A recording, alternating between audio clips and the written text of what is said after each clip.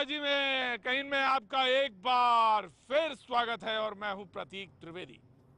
जी हां, आज मैं उत्तर प्रदेश में ही मौजूद हूं और उत्तर प्रदेश के इंदिरापुरम इलाके में बिल्कुल सटा हुआ इलाका दिल्ली से बातचीत करने के लिए आज मुद्दा कि योगी जी की सरकार के 100 दिन और 100 दिन का जो रिपोर्ट कार्ड है सरकार ने पेश किया और हम जनता के दरबार में मौजूद हैं। जनता के तमाम सारे लोग, आरडब्ल्यू के तमाम प्रतिनिधि हमारे साथ मौजूद है। अलबत्ता आज हरी घास पे बैठे हैं। आप मुझसे पूछ सकते हैं कि आज हरी घास पे बैठ के बातचीत क्यों, आज फुटपाथ पर बात क्यों नहीं। तो कभी कभी ये भी है कि कभी कभी आरडब्ल्यूएस के पास भी जाना चाहिए, लोगों के पास जाना चाहिए, बातचीत के सिलसिलों को यूं भी जोड़ना चाहिए। तो आज हम इसी बातचीत के सिलसिले के तौर पर आज इंदिरापुरम में पहुंचे हैं। हमारे साथ हमारे मेहमान मौजूद रहेंगे, पॉलिटिकल पार्टीज मौजूद रहेंगी, उनसे बातचीत के सिलसिले को जोड़ेंगे। लेकिन 100 दिन का जो बात है, जो पैरामीटर है, पहले वो देख लेते हैं। कहां से शुरू हुई थी बात, यानी ऑफिस में पाबंदी, समय की पाबंदी और इसके साथ पान मसाले को लेकर जो शुरुआत हुई थी और गो कशी को रोकने तक की जो बात थी, यानी कहां कैसे क्या कुछ हुआ, इस पर पहले एक रिपोर्ट और फिर जनता के दरबार में। योगी सरकार के 100 दिन पूरे होने पर यूपी की राजधानी लखनऊ में आयोजित सरकारी जलसे में सीएम के साथ पूरी कैबिनेट मौजूद थी। सबके हाथों में नजर आ रही बुकलेट में सरकार ने अपने 100 दिन का हिसाब दिया है। इस मौके पर सरकार ने किसानों की कर्ज माफी पर एक फिल्म भी दिखाई, जबकि सीएम योगी ने सरकार की जो उपलब्धियां गिनाई उनमें किसानों की कर्ज माफी, गेहूं खरीद और गन्ना किसानों का बकाया भुगतान, एंटी भूमाफिया टास्क फोर्स बनाना, एंटी रोमियो स्क्वाड बनाना, महिला सुरक्षा के लिए 181 हेल्पलाइन की शुरुआत और जेवर में अंतर्राष्ट्रीय हवाई अड्डा बनाने की इजाजत समेत तमाम योजनाएं शामिल हैं। देखिए, प्रदेश में हर तबके के लिए, हर वर्ग के लिए ये सरकार कार्य करने के लिए संकल्पित है। कोई भेदभाव के लिए कोई जगह इस सरकार में नहीं है। सरकार के 100 दिन पर इस बुकलेट के जवाब में कांग्रेस ने भी 100 दिन फरेब के नाम से एक स्लोगन वॉर छेड़ दिया। बुकलेट की इस लड़ाई में आरोप प्रत्यारोप का नया दौर शुरू हो गया। प्रदेश की विशेषकर कानून व्यवस्था व अपराध नियंत्रण को लेकर तो इस सरकार को 100 दिनों में 100 में से एक नंबर भी नहीं दिया जा सकता है। 100 दिन का कार्यकाल केवल अराजकता, केवल जो रक्षक यानी पुलिस के अधिकारी हैं उन पर बीजेपी के गुंडों द्वारा प्रहार और भाजपा के कार्यकर्ताओं की गुंडई के लिए जाना जाएगा। उत्तर प्रदेश में आजादी के 70 वर्ष में जितनी भी सरकारें आई, सबसे असफल सरकार मौजूदा रही। सवाल उठाने वाले सवाल के घेरों में थे और इसीलिए जनता ने उनको नकार दिया है। अगर उत्तर प्रदेश की धरती पर कोई लोग कृत्रिम रूप में दंगा भड़काने के लिए नीति का निर्धारण करते हैं, भाई को जाति से ऊंची वर्ग को कमजोर वर्ग से लड़ाने के काम क्या षड्यंत्र रचते हैं, तो ऐसे लोगों के लिए अब धरती उपजाऊ नहीं है उत्तर प्रदेश में। इस बीच पूर्व मुख्यमंत्री अखिलेश यादव ने एक ट्वीट कर गोरक्षा पर सरकार की नीति पर सवाल उठाए। अखिलेश ने लिखा, सरकार प्रदेश भर के बछड़ों और पडरों का इंतजाम करे, अन्यथा गौपालक इन्हें जिलाधिकारियों को भेंट करेंगे। देश के सबसे बड़े सूबे में बदलाव के लिए 100 दिन काफी नहीं है, लेकिन सरकार ने विकास कार्यों के लिए जो समय जनता से मांगा है उस पर फेल होगी तो जवाब देना पड़ेगा। खासकर यूपी में बेलगाम कानून व्यवस्था को पटरी पर लाना योगी सरकार की सबसे बड़ी चुनौती होगी। जी, तो बातचीत की शुरुआत करेंगे, लेकिन एक बात मुझे बिल्कुल समझ में नहीं आई। जिस जगह मैं खड़ा हूं इंदिरापुरम में, लोगों के चेहरे इतने क्यों उतरे हुए हैं? अभी तो चुनाव हुए थे और मुझे लग रहा है 100 दिन में इतना ज्यादा काम पड़ गया क्या साहब, या इतना ज्यादा काम हो गया तो इतने चेहरे क्यों उतार लिए आपने? आपको देख के खुश हो गया। अच्छा, क्या बात है। तो मुझे उतरे हुए चेहरे साहब बिल्कुल नहीं अच्छे लगते। 200 दिन में ठीक हो जाएगा। 200 दिन में ठीक हो जाएगा। 100 दिन और अभी चाहिए आपको? जी मैडम, बस आप आ गए तो हम लोग की समस्या हल हो जाएगी। आप आ गए तो समस्या, ऐसा तो नहीं होता बाजी, ऐसा नहीं होता। लेकिन उतरे हुए चेहरे बाबूजी बिल्कुल अच्छे नहीं लगते। हंसता मुस्कुराता चेहरा और उसी में बातचीत का जो सिलसिला जुड़ता है वही मजेदार होता है। बिल्कुल ठीक आपने, है ना? बिल्कुल ठीक है ना? तो चेहरे नहीं उतरे होने चाहिए, है ना साहब? है ना? चेहरे नहीं उतरे, चेहरे बिल्कुल खुश हो गए। आपको देख के चेहरे, अब पता नहीं साहब क्या है, लेकिन सबको बताया, यहाँ के लोगों को तो इनवाइट ही नहीं किया आपने। ये सारे विदेशी आदमी हैं, विदेशी कह रहा हूँ, सॉरी बाहर के हैं। सारे बाहर के उत्तर प्रदेश में रहते हैं कि नहीं रहते हैं? हाँ, हमारा यहाँ के इन लोगों का जो योगदान है यहाँ के लोगों का, वो भी आप Rotary Club ji, Rotary Club Indirapur, Rotary Club से। अरे रोटरी क्लब के। अच्छा अच्छा, आपका बता, आपकी तारीफ साहब। लाफ्टर क्लब का प्रेसिडेंट हुई। कैसे लाफ्टर पे साहब? बाजी बाजी देखिए, मैंने कहा था ये कुछ खास आदमी है। अच्छा साहब, एक चीज बताइए, हंस के दिखाइए। अच्छा, फिर हंस के दिखाइए। अच्छा, अब असली हंसी हंस के दिखाइए। नहीं साहब, जबरदस्ती नहीं हंसाया जा सकता। क्या बात है साहब, यही है कुल मिला के जिंदगी, यही है कि आपको हंसने की बात कही जाती है और आपसे कहा जाता है हंसिए, तो आप हंसने लगते हैं और फिर इसमें आप ढूंढते कि असली क्या है, नकली क्या है। तो आज इसी मुद्दे पे बात होगी 100 दिन योगी सरकार के, और बातचीत करने के लिए हमारे साथ मेहमान मौजूद हैं। आलोक जी, बहुत बहुत शुक्रिया, आप हमारे साथ बीच में आए, बहुत बहुत शुक्रिया। हमारे साथ अनिला जी मौजूद हैं, बीजेपी का पक्ष रखने के लिए, आलोक जी कांग्रेस का पक्ष रखने के लिए, फहीम साहब हमारे साथ मौजूद। फहीम साहब, ये 100 दिन बहुत बेहतर रहे या कुछ तकलीफ या दिक्कतें? देखिए, सब हवा हवाई, जिन बातों को लेकर देश को और उत्तर प्रदेश को बताया गया था, कहाँ है एंटी रोमियो स्क्वाड, कहाँ है वो कानून का पालन करने वाली सरकार।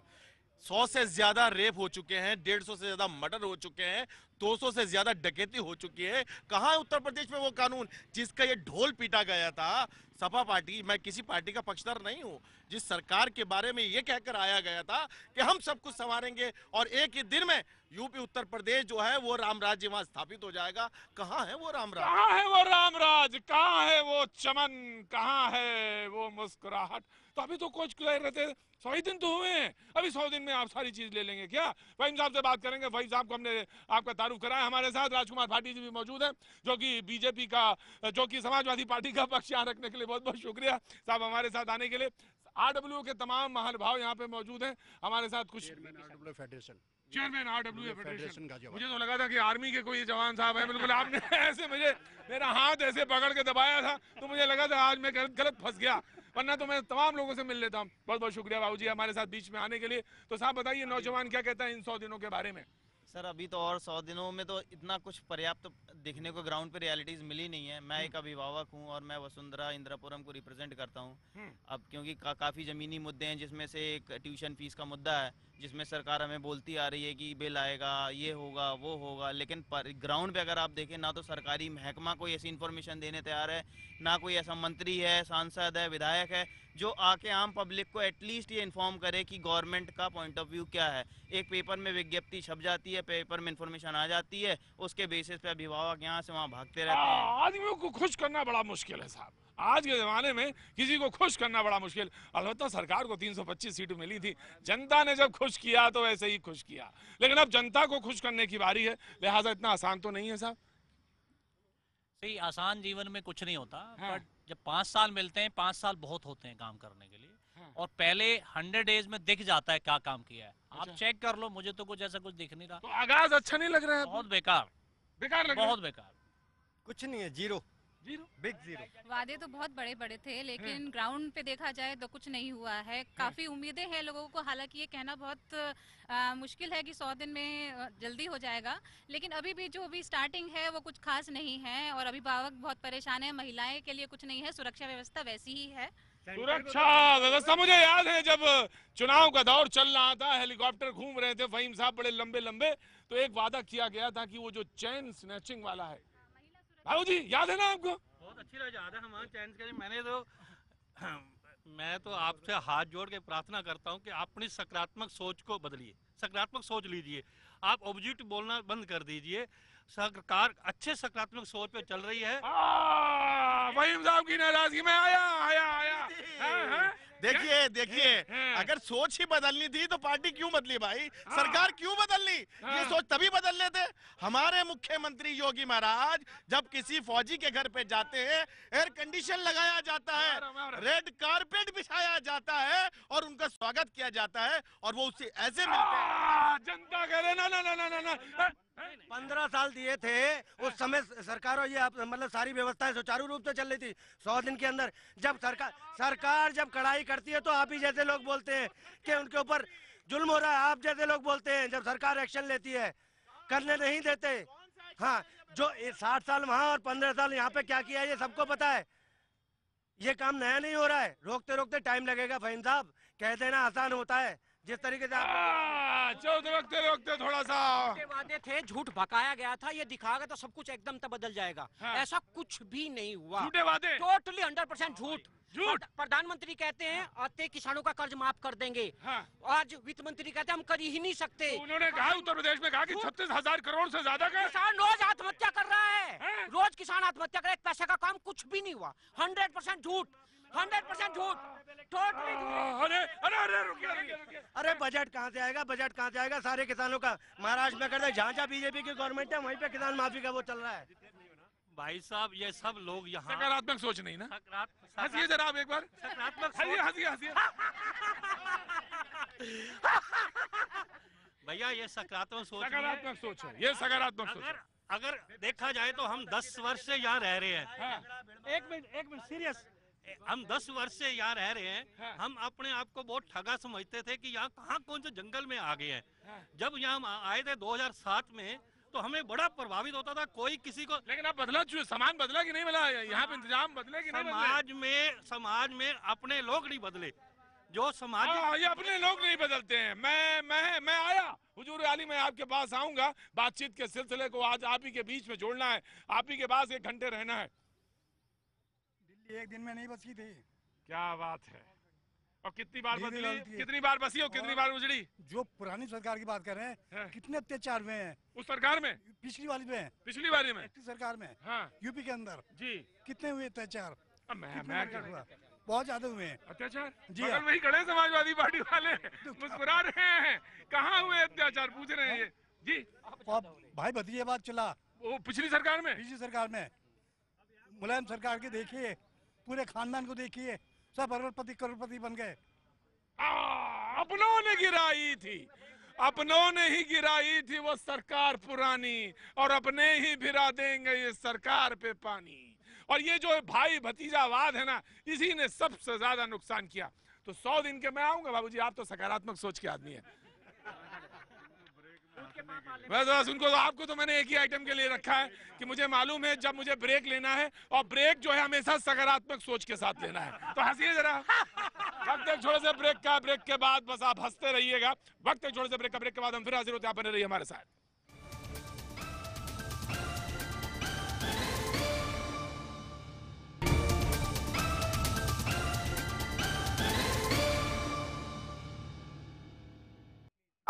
बाजी बस गर्मा गर्म बहस। ये बात ऐसे समझ लीजिए कि ये कोई जलेबी या लड्डू का मामला नहीं है, बड़ी गजब की बहस चल रही थी इधर और उधर। और ब्रेक से पहले लग रहा था कि सभी कुछ यहीं पे खत्म हो जाएगा, यानी मुद्दे हमारे पास सारे सुलझा लेने के लिए सारी कुव्वत यहाँ पे मौजूद थी। लेकिन अलबत्ता ब्रेक के बाद एक बार फिर शांति हुई है। मैं मुद्दे को फिर से रखता हूँ, एक के बाद एक।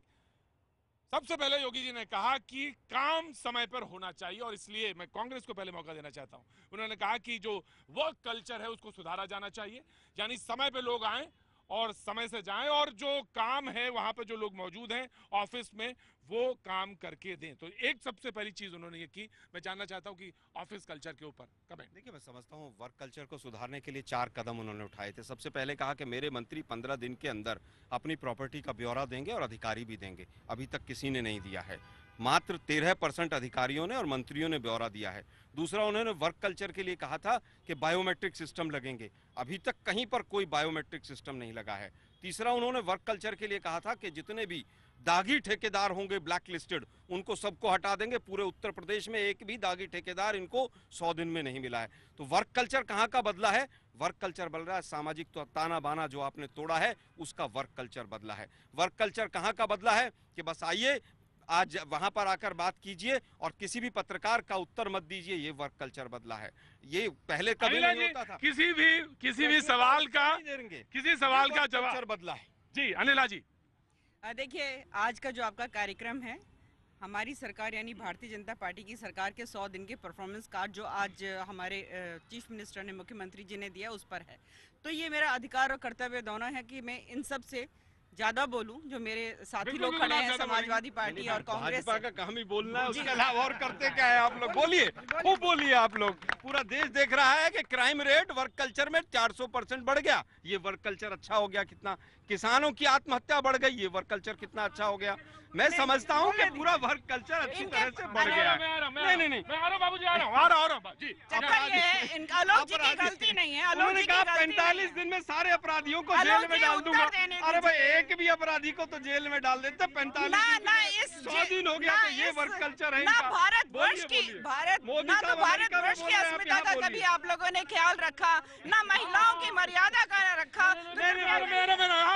नाराज ना भाई, क्या आप ये बोल रहे हैं कि बीजेपी वाले तो बोलते ही। अब देखिए, बीजेपी में खड़ी है हमारी मैडम, उनको बोलने नहीं दे रहे। आप सबको पता लग गया कि बोलता कौन है कांग्रेस वाले। मैं ये जानना चाहता हूँ, कि वर्क कल्चर बदली या नहीं बदली?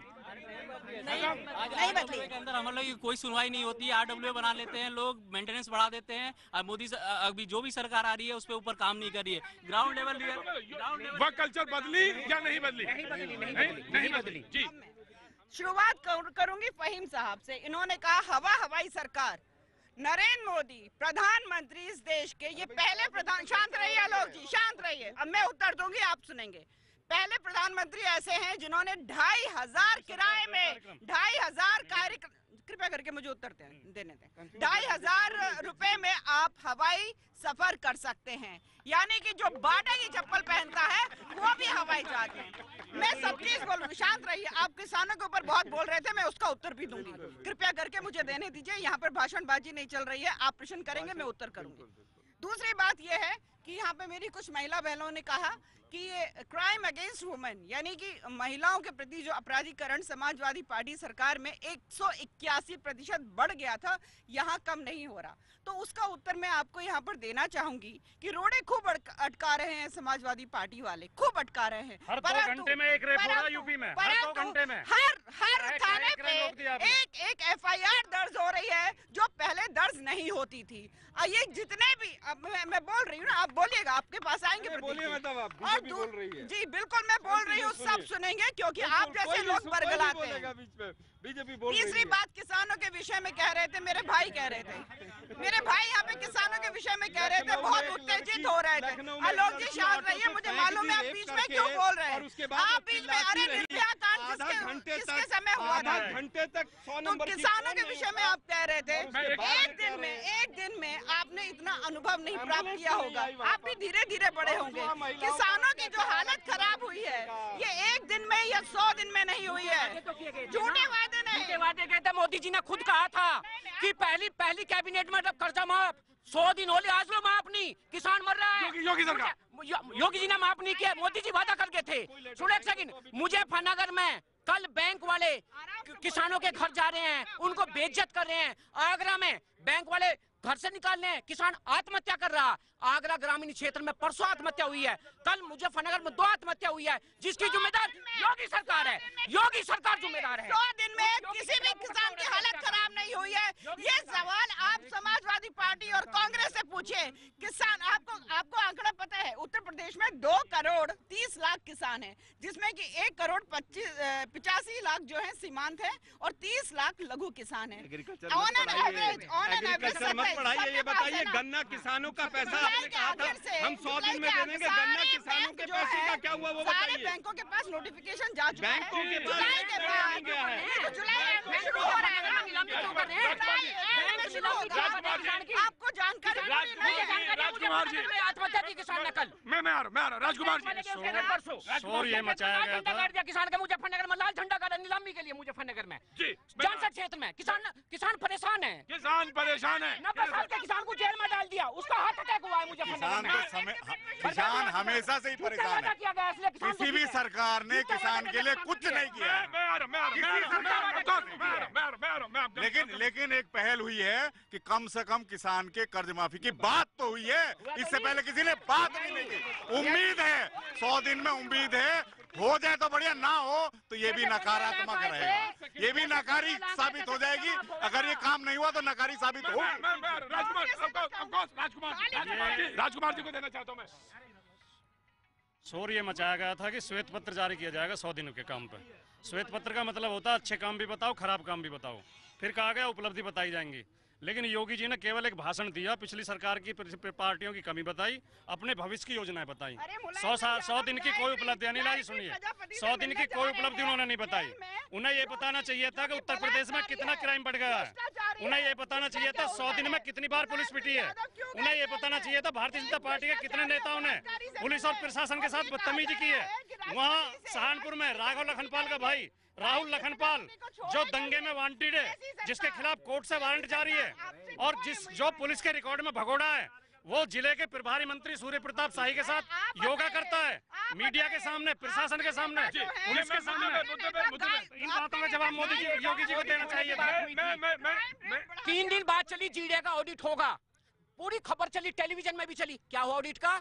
नोएडा में 2 लाख करोड़ का घोटाला, 3 दिन अखबारों की हेडलाइन बनी। कहाँ दब गया वो घोटाला? कौन अरेस्ट हुआ उस घोटाले में? कहाँ गया वो घोटाला? कौन जिम्मेवार है उस घोटाले का?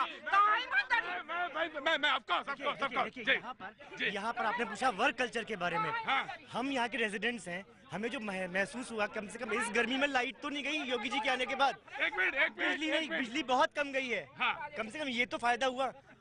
किसानों की समस्या है, 10 समस्याएं और है, लेकिन एज ए रेजिडेंट यहाँ पर हमें इसमें बिजली के जो फायदा हुआ, कम से कम बिजली नहीं गई। बिजली नहीं गई। जी जी जी जी मैं एक मिनट यहाँ एज ए रेजिडेंट बहुत गंभीर बात करना चाहूँगा कि यहाँ जो भी पार्टी चुन के आती हैं उनको 5 साल तो एक दूसरे को ब्लेम करने में लग जाते हैं, और सच्चाई ये, this is the fact for the Indian political outfit actually, कि किसी ने कुछ अच्छा काम किया है तो दूसरी पार्टी आएगी उसको अंडू करेगा, और फिर से हम वहीं की वहीं आ जाएंगे, टांग खींचते रहते हैं। मैंने जो ऑब्जर्व किया है एज ए मतलब सिटीजन ऑफ दिस कंट्री और दिस स्टेट, एक आदमी जो स्टेट यूपी में है उनका इंटेंट बहुत अच्छा है, और चीज़ें एक दिन या 100 दिन में सुधर नहीं सकती। एक मैं उदाहरण देता हूं कि किसी को, मैं पार्टी का नाम, आपको लगता है कि 100 दिन अभी काफी नहीं है और इसको टाइम दिया जाना चाहिए? Yes, we are going in the Alok ji culture का रोना रो रहे हैं इतनी देर से। कल्चर है, कल्चर है, कल्चर है। 60 साल से जिन अधिकारियों की कमर इन्होंने झुका दी कि अधिकारी आएगा मुख्यमंत्री के या मंत्री के पैर छुएगा, उनकी कमर सीधी करने में तो समय लगेगा, और अभी 100 दिन हुए हैं। 100 दिन में 63% गड्ढे भर दिए हैं उत्तर प्रदेश में। फर्स्ट डिवीजन पास हुई है 100 दिन में, कोई पास नहीं हुआ। आलोक जी से पूछे क्या करा है 60 दिनों में? रॉबर्ट वाड्रा को तो बिठा के घुमा रहे हो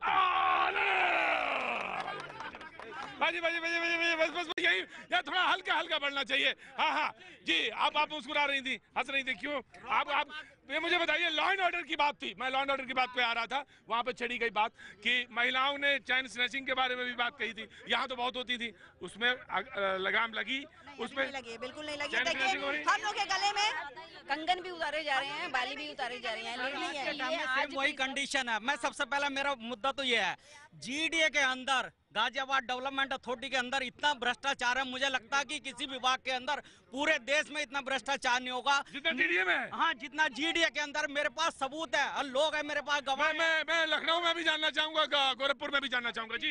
एक सबूत है चेन स्नैचिंग का, किसी भी महिला के गले में चेन नहीं है। ये सबूत है कि कितनी सिक्योर है यहाँ की महिलाएं। गाजियाबाद में चेन स्नैचिंग इतनी आम है, लूट इतनी आम है, न्यूज़पेपर भरे पड़े हैं, कोई सुधार नहीं है। बातें महिला की सुरक्षा की हुई थी, सुरक्षा के नाम पे अभी तक कुछ भी नहीं हुआ है। चेन स्नैचिंग का तो ये मेरी खुद की उतरी है, उसके बाद से बिल्कुल छोड़ दिया हमने। पहनना कोई चेन नहीं पहननी है हाथों में। तो क्यों नहीं पहना? अरे डर है भैया, हमें अपनी जान बचानी है। जी अपनी जान बचानी है। मैं ऐसा नहीं कुछ। जी सकारात्मक वही महिलाओं ने कहा मैं किसानों पे आऊंगा, किसानों के ऊपर प्रोग्राम करना पड़ेगा। सवाल ये, महिलाओं ने कहा कि अभी भी वो समस्या जो है चेन स्नैचिंग की, कानून व्यवस्था की, वो नहीं बदली।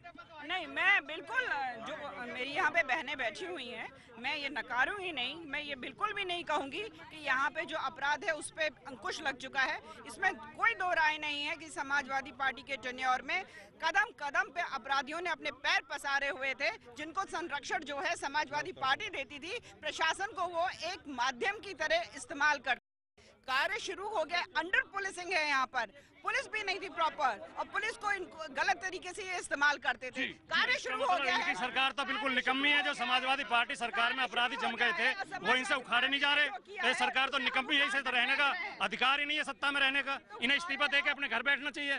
समाजवादी पार्टी खुद चला लेगी उत्तर प्रदेश। ये बताओ मुलायम सिंह यादव क्या करने गए थे गायत्री प्रजापति? अरे वो हमारी पार्टी के नेता हैं। बलात्कारियों की सरकार ने कितनी बार इस्तीफे दिए थे? एक मिनट एक मिनट। आम आदमी नहीं, देखिए हमारे गेस्ट हैं वो, मैंने उनको बुलाया है। मैं आ रहा हूँ, आपके पास आऊंगा, समस्याओं का आप सीधे सवाल भी कर सकते हैं। फहीम साहब हाथ उठा रहे थे। मैं आ रहा हूँ बाबूजी, आ रहा हूँ, ब्रेक पे आऊंगा आपके पास। जी देखिए, पहली बुनियादी बात, जब बहुमत आया था 325 की सीट आ गई थी, तो इन्होंने कहा कि प्रजापति को उस पुलिस ने गिरफ्तार किया है सिर्फ बहुमत आने पर, जिसने सभा के समय में उसको छोड़ रखा था। जब आप इतना दावा करते हैं कि आपकी सरकार भी नहीं बनी थी, बहुमत आने पर आपकी पुलिस ने काम शुरू कर दिया, पहली बात। और दूसरी बात, आप कितने बड़े एक मुद्दे को आप छोड़े हुए हैं कि एक बहुत बड़े समुदाय का रोजी रोटी बंद कर दिया इन्होंने। क्या इस देश में, सुनिए, अवैध और वैध की बात छोड़िए, आपने अब तक किया जाएगा, इलीगल काम करेंगे आप और हम छोड़ देंगे अवैध। तो सुनिए, इस देश में, इस राज्य में अवैध तो बहुत सारे लोग हैं, बहुत सारे कारोबारी, बहुत सारे नेता, बहुत सारे बिजनेसमैन, आपने उनको बंद किया। और अब तक उनके लाइसेंस क्यों रिन्यू नहीं किए गए? अब तक ऐसा कोई प्रोग्राम क्यों नहीं बनाया गया कि उनको रिसेटल किया जाए?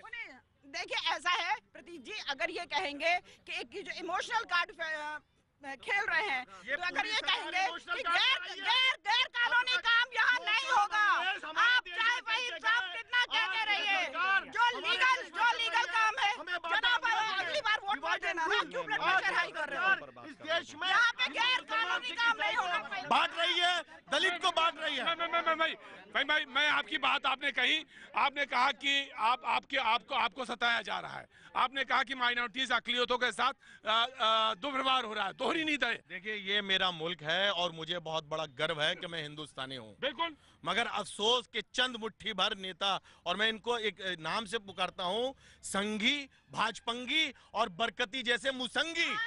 आपकी फितरत नजर आ रही है, आपकी फितरत नजर आ रही है, आप देशद्रोही है, आप देशद्रोही है।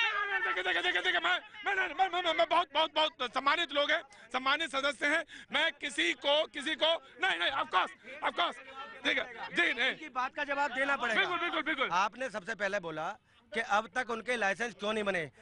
जब बीजेपी गवर्नमेंट आई यूपी में, तो उसके 10 दिन के अंदर बूचड़ खाने बंद हुए। लाइसेंस रिन्यू करने का काम समाजवादी पार्टी का था, उनसे पूछिए, है ना, क्यों नहीं करे उन्होंने। उनको तो जो लाइसेंस नहीं थे उन्होंने बूचड़ खाने हटाए। दूसरा बात, आपने कहा संघी और क्या नाम है, वो बात में मैं काटता हूँ, वो बात मैं फहीम साहब की काटता हूँ, मैं जानता हूँ कि पब्लिक प्लेस पे मौजूद हूँ, इसलिए कोई नहीं बोलेगा, इसमें किसी को अधिकार नहीं है। वो अधिकार वो अधिकार मेरा है, नहीं, वो अधिकार मेरा है, जिसको हटाना है, किसको रखना है, वो अधिकार मेरा है। नहीं, किसी के बारे में कोई भी अपमानजनक शब्द नहीं कहा जाएगा। वक्त छोड़े थे ब्रेक के बाद मैं फिर हाजिर होता हूँ।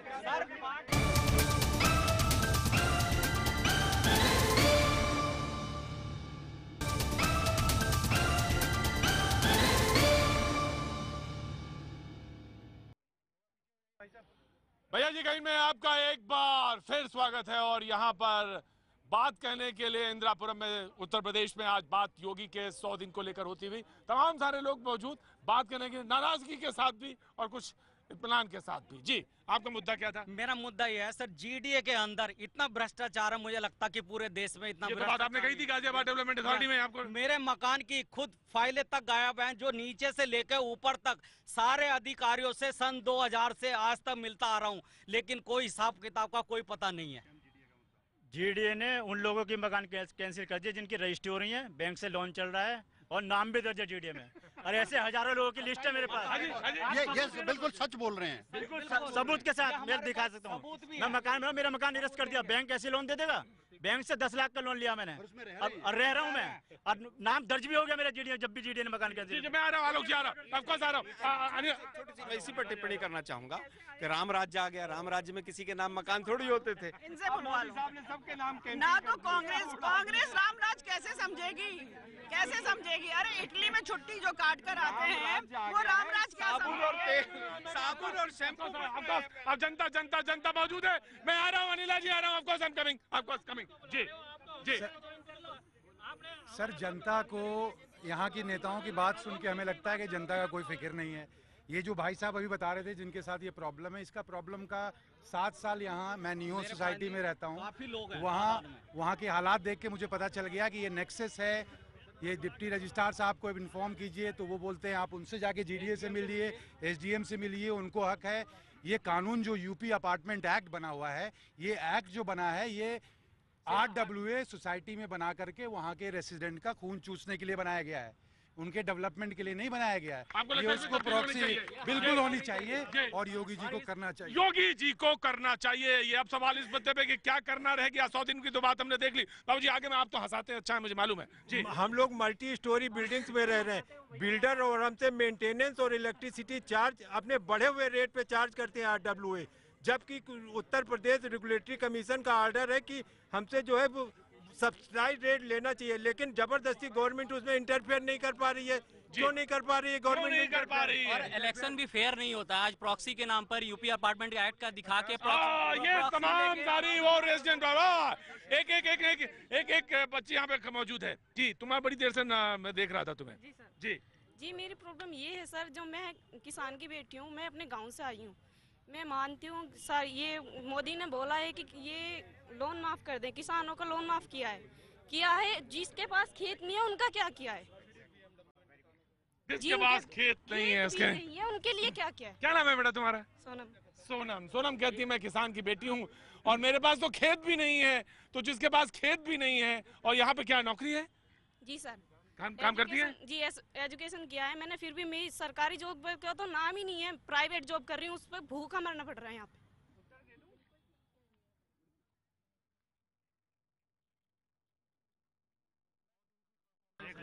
ये प्रतीक जी को दिखा दो। इसमें मैं कुछ देर मैं किसी की बात नहीं सुनूंगा। मैं किसी की बात नहीं सुनूंगा। नहीं, मुझे नहीं सुनना किसी की बात नहीं। मैं प्लीज बी साइलेंट। मुझे मालूम है आप किसान के बेटे हैं, मुझे मालूम है, लेकिन प्लीज एक मिनट मैं जानता हूं, मेरे नौजवान, मैं जानता हूं अगर तुम्हें आंसू नहीं दिखे उस बच्ची के तो माफ करिएगा जी। मैं यद्यपि गवर्नमेंट योगी सरकार ने बहुत कुछ किया है, लेकिन अभी हमें बहुत कुछ उनसे आकांक्षाएं आशाएं हैं। हम चाहते हैं कि लॉ एंड ऑर्डर बहुत ज्यादा अच्छा हो, दिल्ली की तरह लॉ एंड ऑर्डर हो। यहाँ पे रेड लाइट्स पे कुछ नहीं होता है। पुलिस वाले अभी भी घूस मांग रहे हैं, वो लॉ एंड ऑर्डर हमें चाहिए दिल्ली में। पुलिस वाले घूस मांग रहे हैं अभी भी। महिलाओं की सुरक्षा के लिए ना सुनवाई होती है, पुलिस स्टेशन में जाते हुए महिलाएं डरती हैं। दूसरा, मैं अपना एक मुद्दा उठाना चाहूंगी बच्चों की पढ़ाई का, जो यहाँ पे योगी जी ने बहुत हमें आश्वासन दिया था कि हम ये करेंगे, हम वो करेंगे, लेकिन कुछ नहीं हुआ है। अभी कल ही ज्यादातर लड़कियों की टीसी काटी गई है। अब मुझे बताइए, जो वादा किया गया था एजुकेशन पॉलिसी को लेकर, बेटी बचाओ बेटी पढ़ाओ, तो बेटियों को कहाँ पढ़ाएं? योगी सरकार ने आने से पहले अपने मैनिफेस्टो में एक बहुत अच्छा नारा दिया था, 12वीं तक लड़के फ्री पढ़ेंगे और ग्रेजुएशन तक लड़कियां फ्री पढ़ेंगी। लेकिन आज 100 दिन बीत गए, इसका रोड मैप कहाँ है? कहाँ है वो फिर लड़कियां? कहाँ है? क्या नाम है? सोनम नाम है। सोनम नाम अपनी बात कहते कहते आंखों में आंसू हो गए। बोले पेट में जब भूख होती है ना, जब पेट में भूख होती है तो सवाल यही होता है फिर कहाँ और कैसे बोले। जी बाबूजी, मैं लॉ एंड ऑर्डर के बारे में कहूँगा। लॉ एंड ऑर्डर के बारे में बोलना चाहेंगे, यही सबसे बड़ा मुद्दा है। यही सबसे जवाब लूंगा। हाँ। पुलिस की स्थिति ऐसी है कि वो जो सोच रही है, जो उसके मन में आ रहा है वो कर रहे हैं। पुलिस वो जेन्युइननेस नहीं ला रहे। आईओ खुद ही कहता है आ जाओ फैसला कर लो अपोजिट पार्टी से। वो खुद ही जज बन रहा है। अरे तुम्हारा काम फैसला करने का थोड़ी है, इन्वेस्टिगेशन करो, चार्जशीट लगाओ। तुम कौन होते हो? बिल्कुल। क्यों? इसका रीजन ये है 15 साल से ये जो काम कर रहे हैं, जैसा कि मोदी जी ने कहा था 100 रुपए लेते हैं ऊपर तक बढ़ता है। आदत तो वो पड़ रही है, चेंज कैसा हो जाएगी? जी तो ये जी आपका सर फीस को लेकर के कोई कंट्रोल नहीं है, मनमानी फीस वृद्धि हो जाती है, हर साल एनुअल चार्जेस दिए जाते हैं जिसमें कि कोई कंट्रोल नहीं होता है। बैग पर भी जीएसटी लगाने जा रहे हैं जिससे कि फीस को लेकर के कोई आमजन अपने पब्लिक को बच्चों को नहीं पढ़ा पा रहा है। कुछ भी इम्प्लीमेंट नहीं हुआ है अभी तक। बीच में सारा न्यूज चैनल्स में आ रहा था, सब कुछ आ रहा था, लेकिन अभी तक कुछ इम्प्लीमेंट नहीं हुआ उसको लेकर ना, फीसिस को लेकर वो स्कूल अपने लेकिन सरकार ने कहा, सरकार एजुकेशन मेरा कहना ये है, सिर्फ ध्यान से इस चीज को सुनिएगा। एक स्कूल, अरे भैया एक मुझे ये बताइएगा कि एक स्कूल करीब 7 महीने बंद रहता है, 5 महीने स्कूल चलता है। आप कैलकुलेट कर बता, 2 महीने की छुट्टियां हैं, 10 दिन की जो ना दिसंबर हॉलीडेज हैं, 10 दिन की दशहरा हॉलीडेज हैं, 12 छुट्टियां आपकी जो है ना साल भर की कैजुअल्स हैं, प्लस जो है ना जो दुर्भाग्यवश जो ना आज बारिश आ गई, आज कोहरा पड़ गया, आज जो ना गर्मी होगी, वो स्कूल है। 7 महीने स्कूल बंद रहते हैं, 5 महीने के अंदर, और जो ना उसके बाद भी पेरेंट्स से जो है ना मनमानी फीस उगली जाती है। मैं दावे से कहता हूँ कि इन स्कूलों के लिए